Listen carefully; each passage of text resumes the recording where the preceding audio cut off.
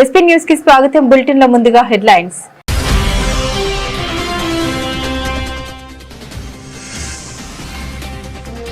ప్రచండ్లో co pilot గా రాష్ట్రపతి ప్రయాణం. మొదటి భారత రాష్ట్రపతిగా నిలిచిన ముర్ము.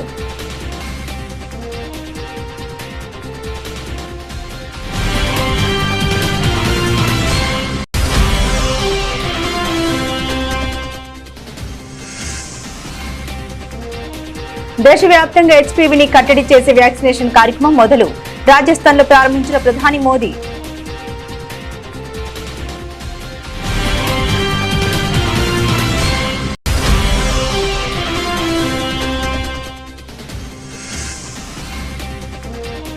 నవీన ఆవిష్కరణకు నడుం బిగించాలి. పారిశ్రామిక వర్గాలకు ప్రధాని నరేంద్ర మోదీ సూచన.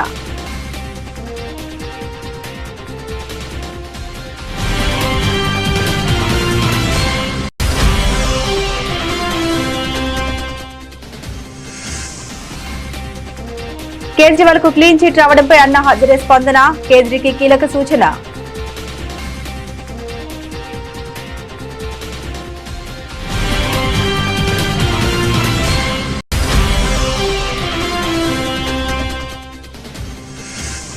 బస్తీల బాట పట్టిన కిషన్ రెడ్డి. బస్తీవాసుల కష్టాల్ని అడిగి తెలుసుకున్న కేంద్ర మంత్రి.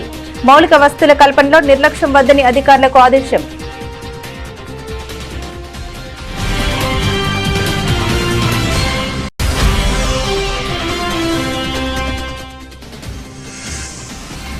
తమిళనాడు మాజీ సీఎం ఓపీఎస్ డీఎంకేలో చేరడంపై స్పందించిన ఏఐఏడీఎంకే నాయకురాలు గౌతమి. తమ పార్టీని మోసం చేశారని ఆగ్రహం.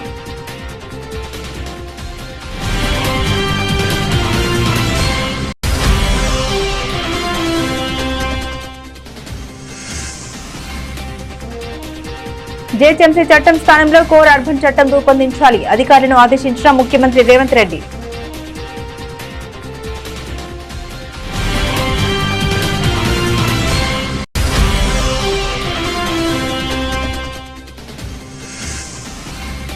కోకాపేటలో రాజేష్ రమణ ఆలయం ఖాళీ చేయించేందుకు యత్నం.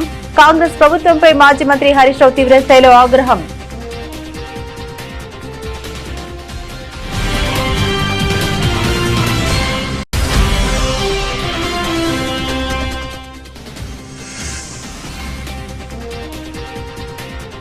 లడ్డూపై చర్చంటే భయం దేనికి? సూటిగా ప్రశ్నించిన వైఎస్ఆర్సీపీ ఎమ్మెల్సీలు.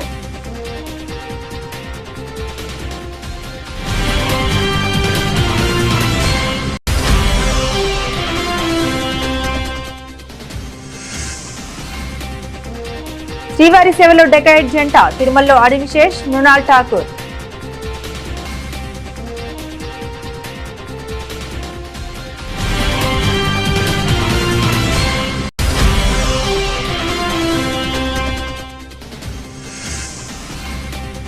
దేశంలో ఒక్కసారిగా భగ్గుమన్న బంగారం వెండి ధరలు. 3,000 మేర పెరిగిన పసిడి రేటు.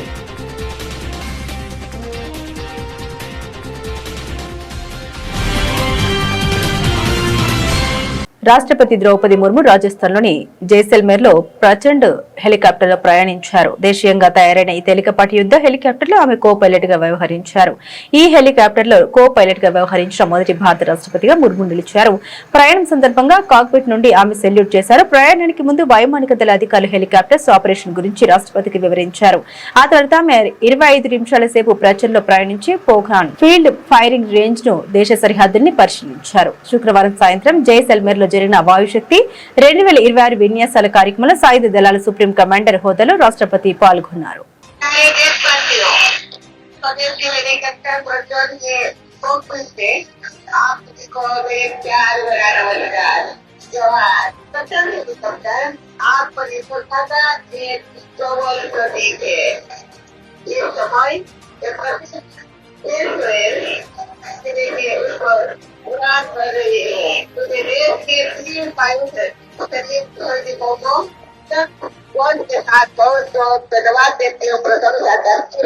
రాజస్థాన్ లోని అజ్మీర్ లో హెచ్పీవీ వ్యాక్సినేషన్ కార్యక్రమాన్ని ప్రధాని నరేంద్ర మోదీ ప్రారంభించారు.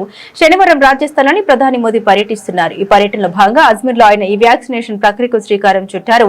14 సంవత్సరాల వయసు గల బాలికలకు దేశవ్యాప్తంగా హ్యూమన్ పాపిలోమా వైరస్ టీకా కార్యక్రమాన్ని ప్రారంభించారు. ఈ కార్యక్రమం ద్వారా అన్ని రాష్ట్రాలు కేంద్రపాలిత ప్రాంతాల్లో ప్రతి ఏడాది 14 సంవత్సరాల వయసు గల సుమారు 1.15 కోట్ల మంది బాలికల్ని లక్ష్యం చేసుకుని ఈ వ్యాక్సిన్ టీకాలు వేయనున్నారు. ప్రభుత్వ ఆరోగ్య కేంద్రాల్లో ఈ టీకాను ఉచితంగా వేయనున్నారు. మహిళల్లో గర్భాశయ ముఖద్వార క్యాన్సర్ ని నివారించే లక్ష్యంతో ఈ వ్యాక్సినేషన్ ను కేంద్రం దేశవ్యాప్తంగా ప్రారంభించిన విషయం విదితమే. దేశంలో మరిన్ని పెట్టుబడులు నవీన ఆవిష్కరణకు భారత పారిశ్రామిక వర్గాలు తక్షణమే నడుం బిగించాలని ప్రధానమంత్రి నరేంద్ర మోదీ పిలుపునిచ్చారు. దేశ అభివృద్ధిలో ప్రైవేట్ రంగం సైతం కీలక పాత్ర పోషించాలని అన్నారు. కేంద్ర ప్రభుత్వం వరుస బడ్జెట్ల ద్వారా పెట్టుబడులకు అనుకూల వాతావరణం కల్పిస్తున్నట్లు తెలిపారు. ప్రభుత్వం సైతం పెట్టుబడి వ్యయాన్ని భారీగా పెంచుతుందని గుర్తు చేశారు. Technology reforms finance for Viksit Bharat పై మొదటి పోస్ట్ బడ్జెట్ వెబినార్ లో ప్రధాని మోదీ ప్రసంగించారు. 11 ఏళ్ల క్రితం ప్రభుత్వ పెట్టుబడి వ్యయం 2 లక్షల కోట్లుగా ఉండేదని ఇప్పుడు అది 12 లక్షల కోట్లకు చేరిందని వెల్లడించారు. రెట్టించిన ఉత్సాహ ప్రైవేట్ పెట్టుబడులు వెల్లువెత్తేలా 2026-27 బడ్జెట్ లో పలు ప్రకటనలు చేసినట్లు తెలిపారు. ప్రభుత్వం పారిశ్రామిక వర్గాలు నైపుణ్యాలు కలిగిన భాగస్వాములను కలిసి కట్టుగా పనిచేస్తే అద్భుతమైన फलताल वस्तायनी आशाभाव व्यक्त చేశారు. मेरा सुझाव है कि हम एक स्पष्ट रिफॉर्म पार्टनरशिप चार्टर विकसित करें. यह गवर्नमेंट, इंडस्ट्री, फाइनेंशियल इंस्टीट्यूशंस और एकेडमिया का साझा संकल्प हो. ये चार्टर विकसित भारत की यात्रा का बहुत अहम दस्तावेज बनेगा. उद्योग जगत को फ्रेश इन्वेस्टमेंट और इनोवेशन के साथ आगे आना होगा. फाइनेंशियल इंस्टीट्यूशंस और एनालिटिक्स को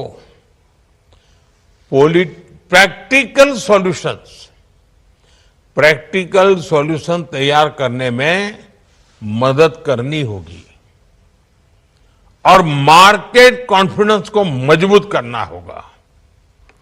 जब गवर्नमेंट, इंडस्ट्री और नॉलेज पार्टनर्स एक साथ आगे बढ़ते हैं तब रिफॉर्म्स रिजल्ट में बदलते हैं. तभी अनाउंसमेंट्स जमीन पर अचीवमेंट्स बन जाते हैं. ఢిల్లీ మద్యం పాలసీ కేసులో మాజీ ముఖ్యమంత్రి ఆమ్ ఆద్మీ పార్టీ అధినేత అరవింద్ కేజ్రీవాల్, మనీషా సిసోడియాతో పాటు మరో 21 మందికి క్లీన్ చిట్ ఇచ్చింది. సాక్ష్యాధారులు లేవంటూ కోర్టు వారికి భారీ ఊరట కల్పించింది. కేజ్రీవాల్, సిసోడియాకు కోర్టు క్లీన్ చిట్ ఇవ్వడాన్ని అన్నా హజరే స్వాగతించారు. న్యాయ వ్యవస్థ అత్యున్నతమైందని, ఈ వ్యవస్థ లేకుంటే గందరగోళ పరిస్థితి, అశాంతి నెలకొంటుందని వ్యాఖ్యానించారు. ఈ కేసులో కోర్టు తీర్పును అందరూ స్వాగతించారని ఆయన పేర్కొన్నారు. గతంలో తాను కేజ్రీవాల్ పై విమర్శలు చేసినప్పుడు కోర్టు అప్పటికింకా ఎలాంటి తీర్పును వెలువరించలేదని వివరణ ఇచ్చారు. అరవింద్ కేజ్రీవాల్ కూడా ఆయన సలహా ఇచ్చారు. వ్యక్తిగతంగా లేదా పార్టీ గురించి మాత్రమే ఆలోచించకుండా సమాజం, దేశం కోసం పనిచేయాలని హితవు పలికారు. ఇంత పెద్ద దేశంలో ఎన్నో రాజకీయ పార్టీలు, కులాలు, మతాలు ఉన్నప్పటికీ న్యాయ వ్యవస్థ వల్లే దేశం సరైన మార్గంలో నడుస్తుందని అన్నారు. బలమైన న్యాయ వ్యవస్థ లేకుంటే నేరస్తులతో పైచేయి అవుతుందని వ్యాఖ్యానించారు. न्याय व्यवस्था के आधार पर चला है.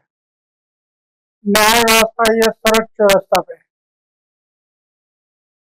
इतना बड़ा देश है. पक्ष, पार्टी, जाति, पाति, धर्म, इतना बड़ा देश है, फिर भी सही सलामत चल रहा है. इसका कारण न्याय व्यवस्था है. न्याय व्यवस्था के आधार पर हमें चलना ही पड़ेगा. अगर न्याय व्यवस्था नहीं होती तो ये गुंडे, लफंगे, धोखे दंगे सब होने थे. लेकिन न्याय व्यवस्था है, इसलिए सही देश चला है. इसलिए मैंने पहले अरविंद केजरीवाल के बारे में जो कुछ कहा होगा, लेकिन न्याय व्यवस्था का निर्णय नहीं कहा. अभी न्याय व्यवस्था ने निर्णय दे दिया कि उनका कोई दोष नहीं है, तो मानना पड़ेगा. न्याय व्यवस्था सर्वोच्च व्यवस्था है. उस टाइम पर न्याय व्यवस्था का निर्णय नहीं था ना, ये तो मौका हवा में बोल रहे थे. अगर न्याय व्यवस्था का निर्णय होता तो हम ऐसा नहीं बोलते. निर्णय नहीं था. अरविंद केजरीवाल ने कहा है कि बीजेपी ने साजिश करके हमारे ऊपर झूठा केस दर्ज किया और हमारी पार्टी करने की कोशिश की. तो उनका प्रश्न है. पक्ष और पार्टी का मेरा कोई लेन देन नहीं. मैं कभी पक्ष और पार्टियों के नजदीक गया नहीं। సికింద్రాబాద్ నియోజకవర్గంలోని బౌద్ధనగర్ సీతాఫల్ మండి మెట్టిగూడ డివిజన్లలో కేంద్ర మంత్రి కిషన్ రెడ్డి ఈ రోజు పర్యటించారు. గల్లీ గల్లీ తిరుగుతూ బస్తీ వాసుల కష్టాల్ని స్వయంగా అడిగి తెలుసుకున్న ఆయన మౌలిక వస్తువుల కల్పనలో నిర్లక్ష్యం వహించవద్దని అధికారులను ఆదేశించారు. అనంతరం మీడియాతో మాట్లాడుతూ జీహెచ్ఎంసీని 3 ముక్కలు చేయాలనే కాంగ్రెస్ ప్రభుత్వ నిర్ణయంపై మండిపడ్డారు. బీజేపీని రాజకీయంగా దెబ్బతీసి నగరాన్ని మజ్లిస్ పార్టీకి అప్పగించేందుకు ఈ కుట్ర చేస్తున్నారని ఆరోపించారు. ఎంఐఎం కాంగ్రెస్ బీఆర్ఎస్ పార్టీలు ప్రజల సమస్యల్ని గాలికి వదిలేశాయని విమర్శించారు. जो हॉलीडेज आते हैं, जो बच्चों में यूथ के लिए, स्टूडेंट्स के लिए स्पोर्ट्स फैसिलिटीज बढ़ाना चाहिए, मगर हैदराबाद जीएचएमसी पूरा 4-5 साल से इस समर में स्पोर्ट्स का जो ही सहयोग नहीं दे रहे। दूसरा, ड्रिंकिंग वाटर का क्राइसिस होता है।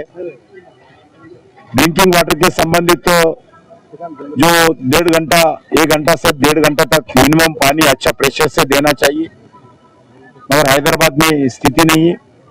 हैदराबाद में पॉपुलेशन बढ़ रहे, नए नए कॉलोनीज, नए नए अपार्टमेंट, कंक्रीट जंगल बढ़ रहे, मगर उसका संबंधित तो जितना पानी बढ़ाना है हैदराबाद के लिए, वो कृष्णा से हो, गोदावरी से हो, पानी बढ़ा रहे नहीं।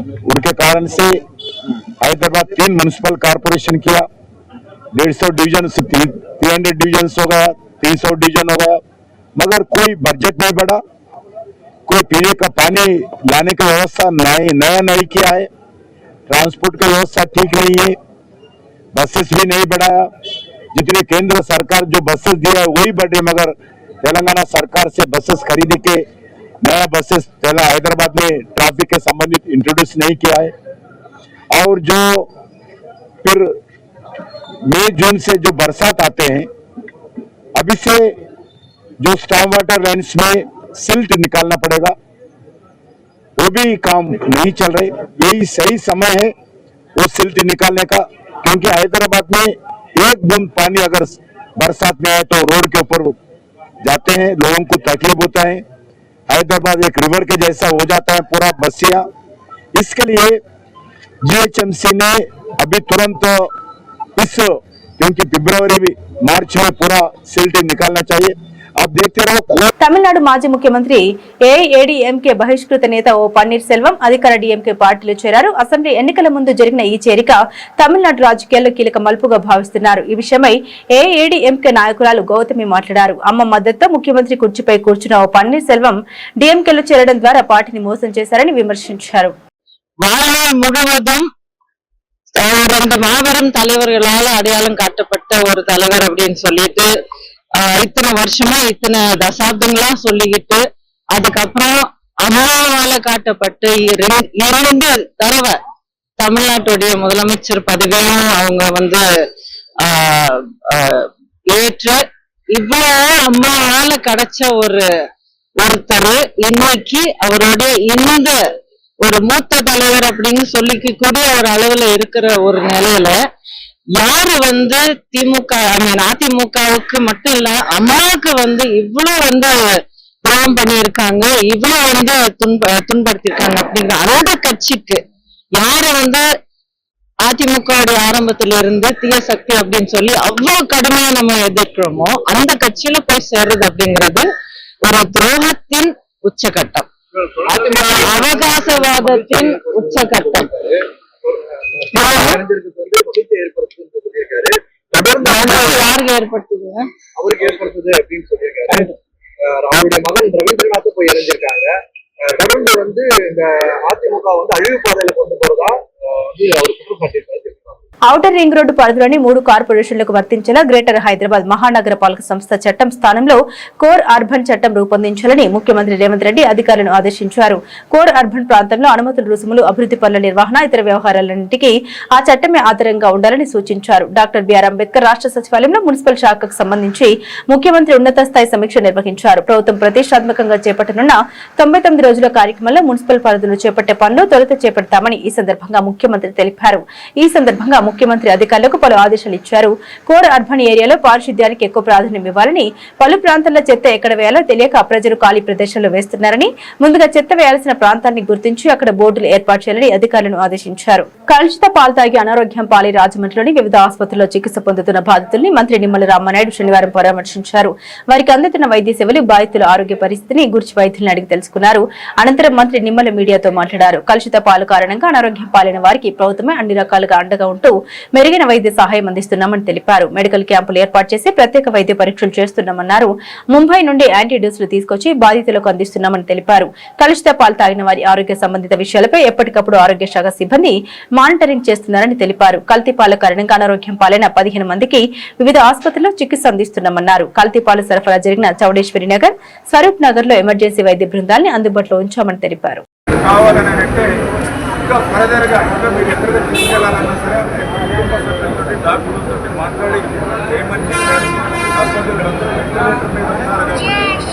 మనం హైదరాబాద్ లేదా ఇతర ప్రాంతానికి తరలించడం అనేది అంత శ్రేయస్కరం కాదు అని డాక్టర్లు చెప్పడంతో ఆ హైదరాబాద్లో ఉన్నటువంటి డాక్టర్స్ని ఒక టీంని చంద్రబాబు నాయుడు గారు ఇక్కడ రాజమండ్రి పంపించి వైద్యవంతులు ఆయన సూచనల ప్రకారమే ఈరోజు హైదరాబాద్ నుంచి మరి డాక్టర్ సుభాష్ కౌర్ ఈయన senior consultant neurologist KIMS Hyderabad hospital నుంచి, అదేవిధంగా doctor Karthik Kumar physical care specialist Apollo hospital Hyderabad నుంచి, అదేవిధంగా doctor Adarsh Lingam Shetty senior consultant assistant director AIC Hyderabad నుండి, doctor Venkatakrishna Chaitanya senior consultant neurology KIMS Hyderabad.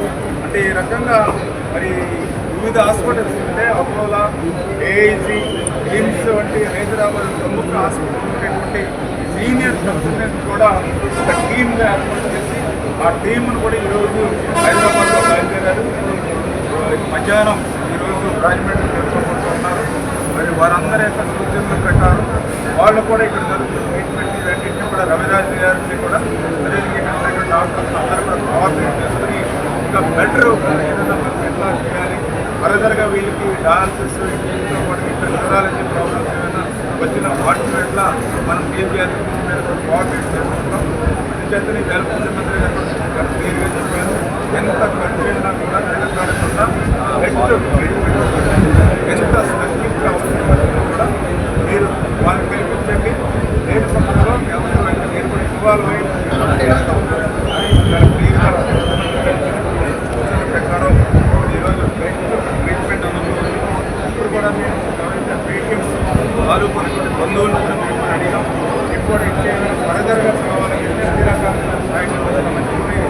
వాళ్ళు కూడా జరుగుతుంది. కోకాపేట్ నియో పోలీసులోని విశాఖ శారదా పీఠంలో రాజశ్యామల అమ్మవారి ఆలయాన్ని ఖాళీ చేయించేందుకు రెవెన్యూ అధికారులు పోలీసులు చేరుకున్నారు. దీంతో ఆలయం వద్ద ఉద్రిక్త వాతావరణం నెలకొంది. ఈ సంఘటనపై బీఆర్ఎస్ నాయకుడు మాజీ మంత్రి హరీష్ రావు తీవ్ర ఆగ్రహం వ్యక్తం చేశారు. ఈ రోజు ఉదయమే మాజీ మంత్రి ఆలయం వద్దకు చేరుకున్నారు. పీఠ నిర్వాహకులను భయాందోళనకు గురి చేస్తున్నారని హరీష్ రావు విమర్శించారు. కాంగ్రెస్ ప్రభుత్వంలో కూల్చడం తప్ప మరో పని లేదని ఆయన మండిపడ్డారు. ఖమ్మంలో పేదల ఇండ్లు కూల్చారని, ఇప్పుడు హైదరాబాద్ లో శారదా పీఠం కూలుస్తున్నారని ఫైర్ అయ్యారు.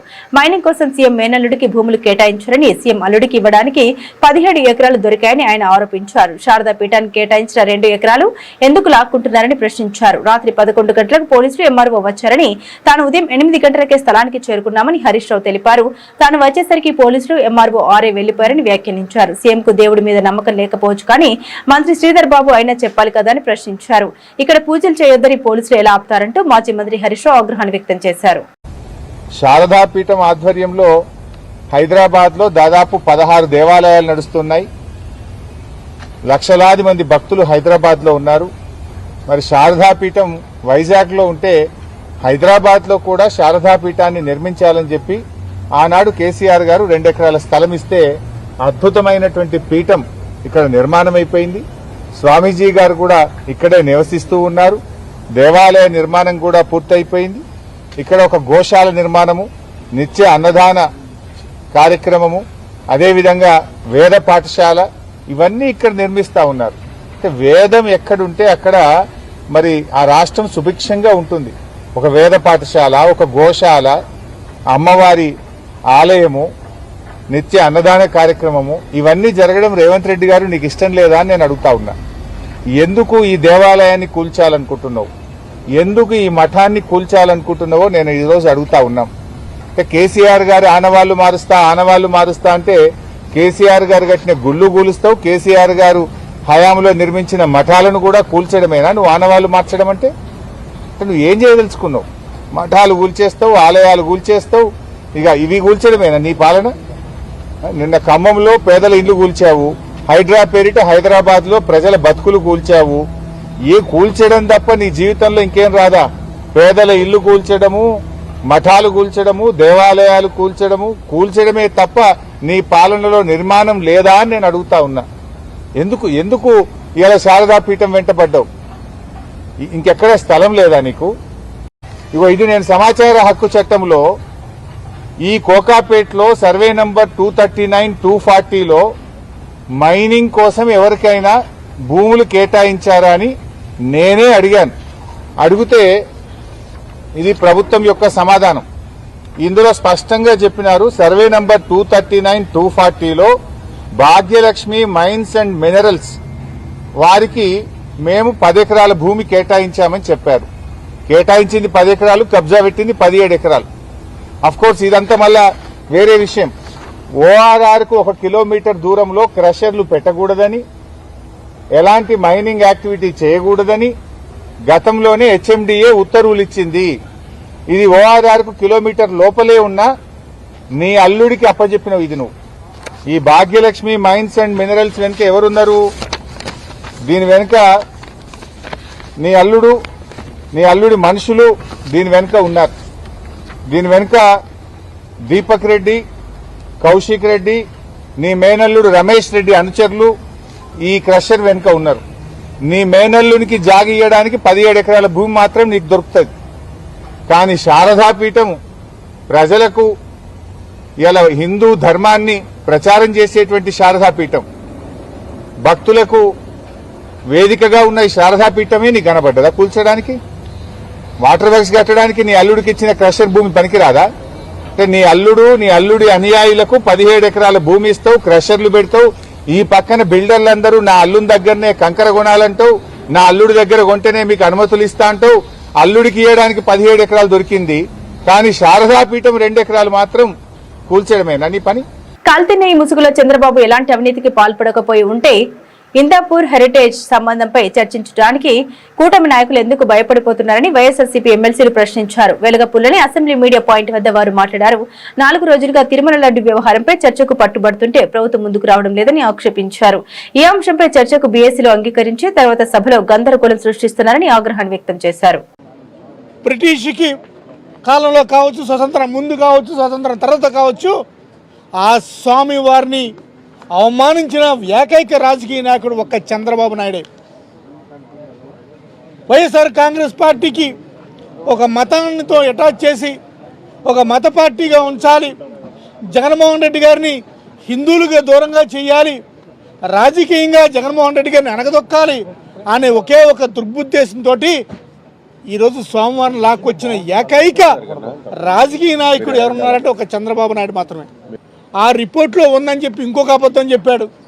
తీరా రిపోర్ట్ వచ్చిన తర్వాత ఇందులో ఏ యానిమల్ ఫ్యాట్ లేదు స్వామి, ఓన్లీ పామ్ ఆయిల్ ఉందామో అని చెప్పి సందేహం కలిపితే మళ్ళీ కొత్త కెమికల్ అని చెప్పి మళ్ళీ కొత్త డ్రామా ఆడాడు. డ్రామా ఆడిన తర్వాత చూడండి విధి, స్వామివారి మహత్యం చూడండి. స్వామివారి మహత్యం ఏంటంటే ఎవరైతే నా మీద నిందేశారో, ఎవరైతే స్వామివారి మీద నిందేశారో ఆ స్వామివారి మహత్యం ఏంటంటే అసలు కల్తీ నెయ్యి ఎక్కడి నుంచి వచ్చిందిరా స్వామి అని చెప్పి స్వామివారే మాకు అపారమైన జ్ఞానాన్ని అనుభవించారు. హెరిటేజ్ కంపెనీ అనే కంపెనీ ఉంది. ఆ కంపెనీకి ఇందాపూర్ అనే బ్రాంచ్ ఉంది. ఆ ఇందాపూర్లో మ్యానుఫ్యాక్చరింగ్ యూనిట్ ఉంది. ఆ ఇందాపూర్లో కాదురా స్వామి, ఇందాపూర్ లాంటివి ఇంకా 22 ఉన్నాయి. అది బోలే బాబా కావచ్చు, సంఘం కావచ్చు, వైష్ణవి కావచ్చు, ఆలీబాబా కావచ్చు, ఇటువంటి డైరీలన్నిటికీ కూడా నెయ్యి సప్లై చేసింది ఒక్క హెరిటేజే. ఆ హెరిటేజ్ నుంచే నెయ్యి వెళ్ళింది. ఆ హెరిటేజ్కి ఓనర్ చంద్రబాబు నాయుడు. ఆ చంద్రబాబు నాయుడు గారే తిరుమల తిరుపతి దేవస్థానానికి పంపి కలియుగ దైవం తిరుమల వెంకటేశ్వర స్వామివారిని డెకాయిట్ చిత్ర యూనిట్ దర్శించుకుంది. శనివారం ఉదయం జరిగిన వీఐపీ విరామ దర్శనంలో హీరో అడివిశేష్, హీరోయిన్ మృణాల్ ఠాకూర్ పాల్గొని మొక్కులు చెల్లించుకున్నారు. ఆలయ అధికారులు వారికి స్వాగతం పలికి దర్శనానంతరం రంగనాయకుల మండపంలో వేద ఆశీర్వచనం అందించి స్వామివారి తీర్థ ప్రసాదాలు అందించారు. త్వరలో విడుదల కానున్న తమ చిత్రం డెకాయిట్ ఘన విజయం సాధించాలని కోరుకుంటూ వీరు స్వామివారి ఆశీస్సులు తీసుకున్నారు. అడివిశేష్, మృణాలను చూసేందుకు అభిమానులు ఎగబడడంతో కొద్దిసేపు అక్కడ కోలాహలం నెలకొంది. ఈ చిత్రం ఏప్రిల్ 10న విడుదల కాబోతున్న నేపథ్యంలో చిత్ర బృందం ప్రమోషన్స్ లో వేగం పెంచింది. గురువారం వరంగల్ భద్రకాళి అమ్మవారిని దర్శించుకున్న శేష్ నేడు తిరుమల శ్రీవారిని దర్శించుకోవడం విశేషం. నిన్ననే యాక్చువల్లీ ఐఐటి తిరుపతిలో మా సినిమా రూబరు సాంగ్ లాంచ్ చేయడానికి వచ్చామండి. ఇక్కడ దాకా వచ్చినప్పుడు స్వామివారి దర్శనం అవ్వాలి కదా, సో అది లేకుండా వెళ్ళబుదే లేదు. సో ఇప్పుడు ఒక కంప్లీట్ ఫీలింగ్ వచ్చింది. ప్రసాదం కూడా చాలా బాగుంది అండ్ చాలా చాలా చాలా హ్యాపీగా జరిగిందండి. చాలా హ్యాపీగా ఉన్నాం. టీటీడీకి చూసుకున్న వాళ్ళందరికీ కూడా మా థ్యాంక్స్ అండ్ మా కృతజ్ఞతలు. Thank you so much. Film का डेकोरेट के लिए प्रार्थना की सबसे पहली बार यहाँ पर आई, मुझे बहुत अच्छा लगा. दर्शन बहुत अच्छे से हुए. बस आशा करते हैं कि हमेशा हर साल आते हैं. దేశంలో బంగారం, వెండి ధరలు సామాన్యుల అంచనాలకు అందని విధంగా మారుతున్నాయి. 2 రోజుల పాటు దాదాపుగా స్థిరంగా కొనసాగిన ధరలు శనివారం ఒక్కసారిగా భగ్గుమన్నాయి. దేశంలో బంగారం ధర సగటున 3,000 మేర పెరగగా వెండి ధర కూడా చెప్పుకోదగ్గ స్థాయిలోనే ఎగబాకింది. గుడ్ రిటర్న్స్ వెబ్సైట్ ప్రకారం శనివారం ఉదయం 10 గంటల సమయంలో హైదరాబాద్ లో 24 క్యారెట్ల 10 గ్రాముల పసిడి రేటు 1,64,730కు చేరుకుంది. నిన్నటి ముగింపు ధరతో పోలిస్తే ఏకంగా 3,160 మేర పెరిగింది. ఇక 22 క్యారెట్ల పసిడి ధర కూడా 2,900 మేర పెరిగి 1,51,000కు చేరుకుంది. నగరంలో వెండి ధర కూడా 5,000 మేర పెరిగింది.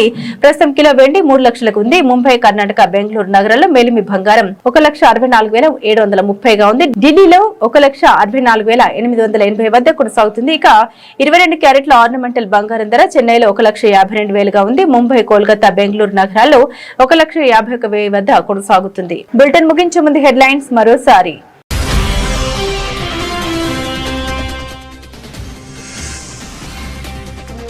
ప్రచండ్లో కో పైలట్ గా రాష్ట్రపతి ప్రయాణం. మొదటి భారత రాష్ట్రపతిగా నిలిచిన ముర్ము.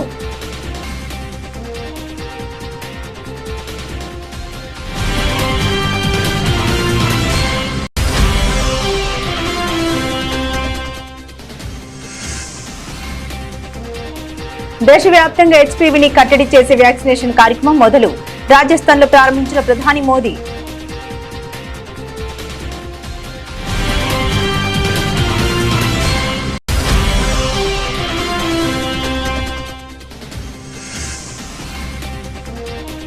నవీన ఆవిష్కరణకు నడుం బిగించాలి. పారిశ్రామిక వర్గాలకు ప్రధాని నరేంద్ర మోదీ సూచన.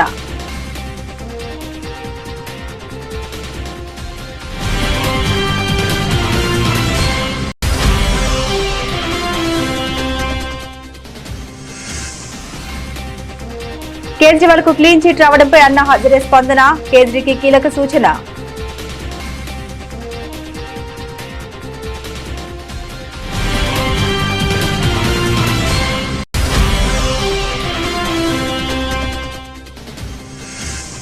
బస్తీల బాట పట్టిన కిషన్ రెడ్డి. బస్తీ వాసుల కష్టాల్ని అడిగి తెలుసుకున్న కేంద్ర మంత్రి. మౌలిక వసతుల కల్పనలో నిర్లక్ష్యం వద్దని అధికారులకు ఆదేశం.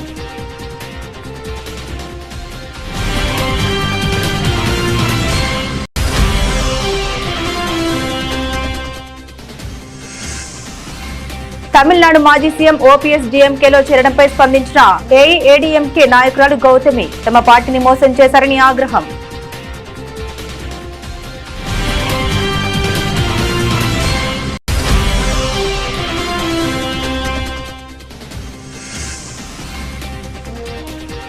జీహెచ్ఎంసీ చట్టం స్థానంలో కోర్ అర్బన్ చట్టం రూపొందించాలి. అధికారులను ఆదేశించిన ముఖ్యమంత్రి రేవంత్ రెడ్డి.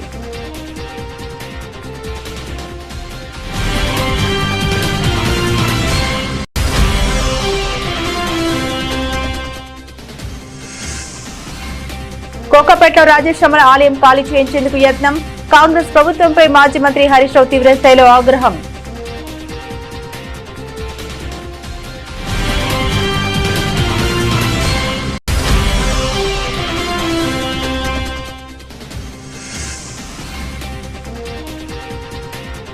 లడ్డూపై చర్చంటే భయం దేనికి? సూటిగా ప్రశ్నించిన వైఎస్ఆర్సీపీ ఎమ్మెల్సీలు.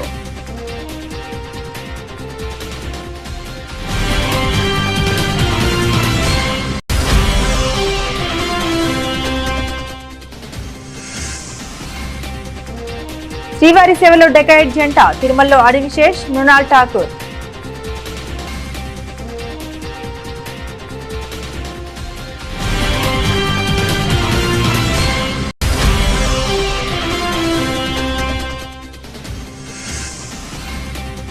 దేశంలో ఒక్కసారిగా భాగ్గుమన్న బంగారం వెండి ధరలు 3,000 మేర పెరిగిన పసిడి రేటు.